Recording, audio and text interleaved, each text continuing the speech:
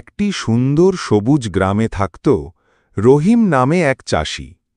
গ্রামটি ছিল গাছপালায় ঘেরা, ধানক্ষেতের সবুজে ভরা। ভোর হওয়ার আগেই যখন চারদিক এখনও নিস্তব্ধ, তখন রহিম ঘুম থেকে উঠত। কাঁধে লাঙল আর হাতে বলদের দড়ি নিয়ে ধীরে ধীরে পা বাড়াত সে মাঠের দিকে। মাঠ যেন ছিল তার প্রাণ, তার স্বপ্ন, তার সব কিছু। ধান, গম আর সবজি সবই সে নিজের হাতে ফলাত।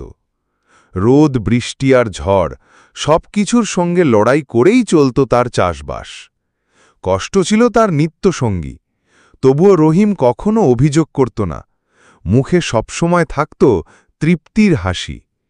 সে একটাই বিশ্বাস বুকে ধারণ করত, মাটি যেমন পরিশ্রম চায়, তেমনি ভালোবাসাও ফেরায়।